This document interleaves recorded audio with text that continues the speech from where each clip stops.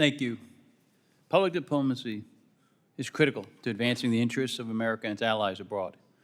From the Olympics to the World Cup, America is uniquely positioned to host visitors from around the world over this next decade.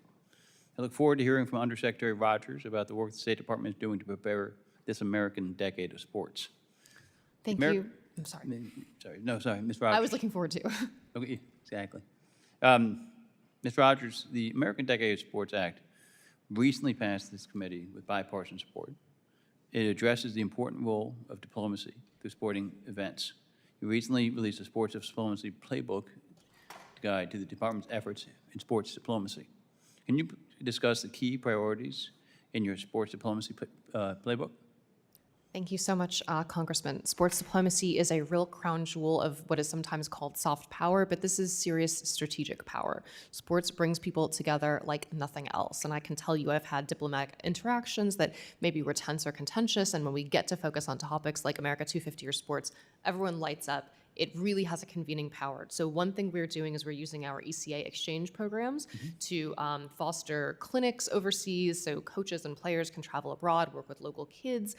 We are also organizing ECA programs domestically surrounding the World Cup, and we're organizing watch parties and other events at our embassies surrounding World Cup, Super Bowl, all of these big mega sporting events. I've also advocated personally for American sports in the upcoming Brisbane Olympic Games. So we have this succession of Pacific Games. We have LA 28, then we have Australia 32, then back to Salt Lake City.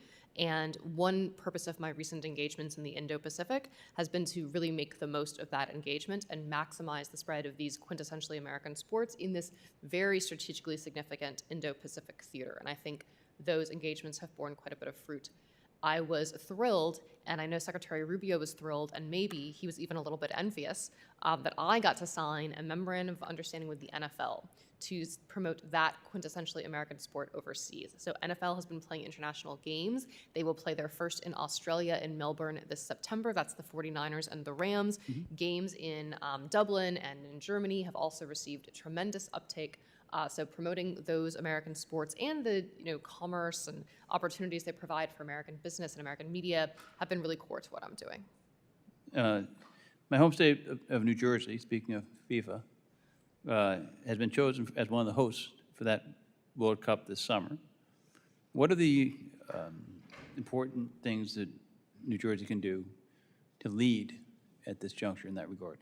Thank you so much, Congressman. I grew up in New Jersey, so I want New Jersey to get the most out of the World Cup too. So what New Jersey can do is, work with my office, and we'll enthusiastically work with you on some of these ECA events that we want to host surrounding the final.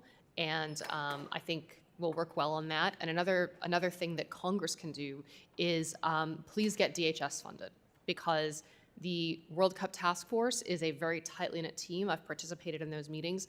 The security and homeland security component of World Cup is extremely challenging, and we need DHS back online. Okay, thank you. Cultural, I agree with you on that. Cultural exchange programs, such as Fulbright, provide opportunities for students across New Jersey and the United States to travel abroad and promote American values. Can you share some of the ways your office is working to highlight programs like these and ensure that American students have opportunities to engage in these important programs? Absolutely. Thank you very much, Congressman. So a top priority of my office right now is ensuring the safety of our exchange program participants in the Middle East. And as of this morning, all 71 of them were accounted for, and we are keeping them safe and providing crisis resources. More broadly, we are aligning these programs with the President's America First foreign policy to make sure that they aren't tarnished and damaged, and that their public brand is not corrupted by foolish expenditures like the ones the representatives mentioned earlier, like spending ECA money on trans operas or DEI jargon in Kyrgyzstan. Kyrgyzstan never asked for that, I'm sure. By being faithful stewards of these programs, we promote their value as soft power assets long term. And I'd love to highlight a few examples of what we're doing. So our Young Southeast Asian Leaders Institute, we're using that to convene a very impactful conference in the Indo-Pacific on online scams. That's one of the big threats we face in that region. International Visitors Leadership Program is another great program we have. We've used that to combat illegal migration, for example. And when I was in London, I attended a gathering of IVLP alumni who combated migration in the English Channel and elsewhere in the world, who shared tips and tricks for interdicting human trafficking and unlawful international payments. It was a really high expertise, high value gathering that would not have happened if not for ECA.